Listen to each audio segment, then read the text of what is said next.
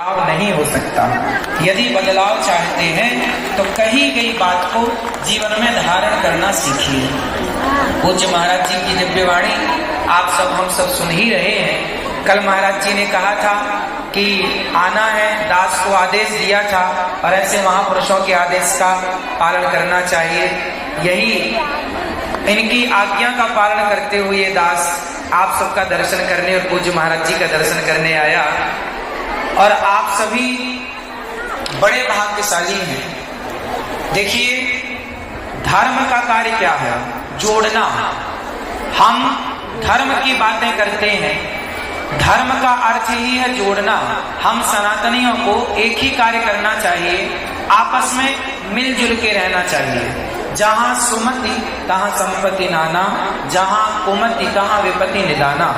जहाँ एकता है, जहाँ संगठन है, जहाँ हम भाई भाई के भाव से रहें। हमने हमेशा कथा में कहा, आप कितने भाई हैं?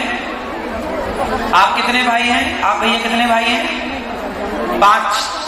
कोई 2 भाई बता रहा है, कोई 4, कोई 6, कोई 3, कोई 1। आज से ये सीख कर जाओ यहाँ से, आज से हम 4 भाई हैं। कितने भाई हैं? 4। कौन कौन से भाई?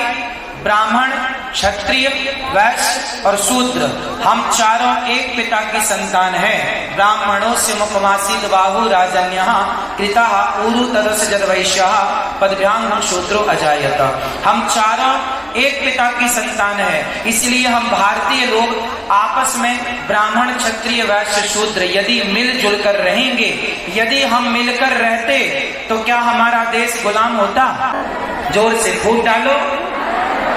ये अंग्रेजों ने नारा दिया, हम सनातनियों को आपस में लड़ाया और हमारी लड़ाई का भरपूर फायदा उठाया। मुगलों ने क्या किया? आपस में लड़ाया। मुगलों ने 500 साल, अंग्रेजों ने 200 साल, टोटल 700 साल तक राज्य केवल विदेशी आक्रांताओं ने इसलिए कर लिया क्योंकि हम आपस में मिलजुल के नहीं रह पाए। अभी भी हम समाज में देखते हैं, कोई इस जाति का नारा लगा रहा, कोई मैं उस जाति का, मैं उस जाति का। यदि जातियों में बट गए तो मिट जाओगे। इसलिए कथाओं से केवल ये सीखना है कि सबसे पहला कार्य है, हम सनातनियों को संगठित होना चाहिए।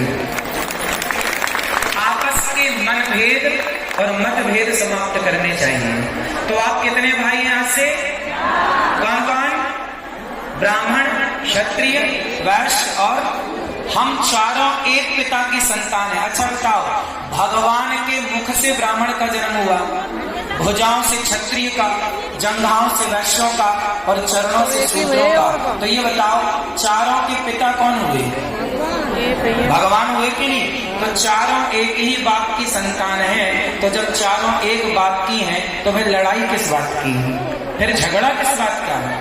इसलिए सब लोग गले मिलकर रहो। राह में आए जो दीन दुखी, सबको गले से लगाते चलो, यही धर्म है। पर हित सरिस धर्म नहीं भाई। सबको गले लगाना, सबकी सेवा करना, अपनी माँ की सेवा करो ऐसे कि कोई माँ वृद्धाश्रम न जाए। अपने पिता की सेवा करो ऐसे कि खुशी के आंसू निकल पड़े पिता के, और पिता ये कहे कि मेरे बेटे जैसा भगवान सबको बेटा दे। तब तो पुत्र होना सार्थक है, तब तो बेटा होना सार्थक है।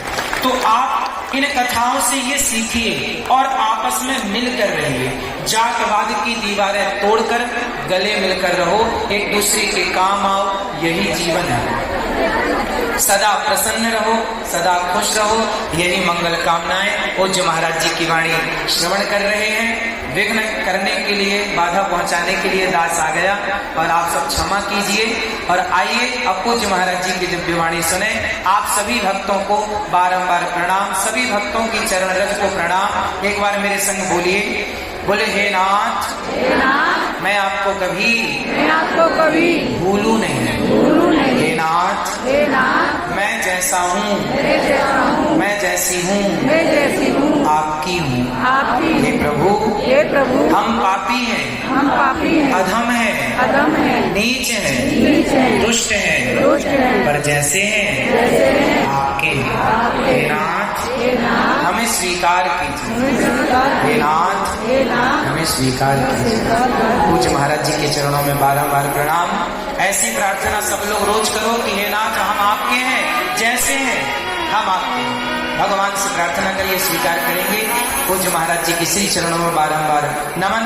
पूज्य महाराज जी का नाम मैं इसलिए नहीं ले रहा हूं क्योंकि अपने से बड़ों का नाम नहीं लिया जाता। आप सब जानते हैं अपने से बड़ों का नाम लिया जाता है। हम तो पूज्य महाराज जी के चरणों की धूल हैं और महाराज जी के चरणों की धूल की वंदना कर रहे हैं। पूज्य महाराज जी के चरणों को बारंबार प्रणाम। अपने से श्रेष्ठ जनों का, अपने से बड़ों का, गुरुजनों का नाम नहीं लेना चाहिए जब वो सामने हो, बस इसलिए पूज्य महाराज जी के चरणों में बारंबार नमन। आप सबको जय श्रीमन नारायण राधे। हर हर। बहुत बहुत साधुवाद परम पूज्य श्री अमृताचार्य जी महाराज जी, जो गौरी गोपाल सुंदर आश्रम को बड़े भाव से संचालित कर रहे हैं। आरती का क्रम प्रारंभ होगा। मैं सुभाष चंद्र अग्रवाल जी से निवेदन करूंगा कि पूज्य गुरुदेव का आशीर्वाद प्राप्त करें और साल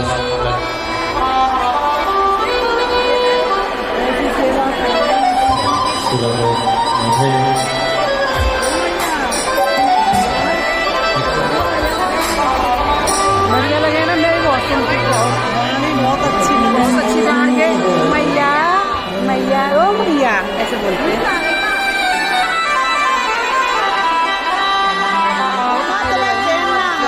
बड़े बूढ़े में चैन है नहीं, मेरे संत रोज भोजन कर रहे हो।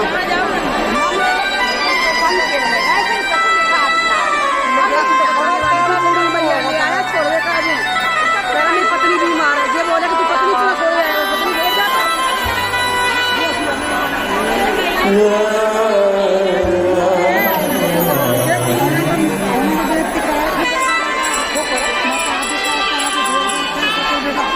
बता रहे भाई, कल को बात हो जाए, बात नहीं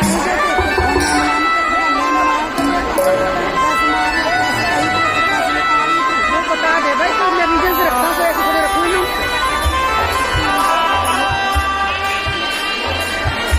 इनका मकसद क्या कथा भले ही कम आई हो बोले की, लेकिन मकसद ये था कि हर दुख से निवारण हो। बोले की पहचान करा हमारे बोला है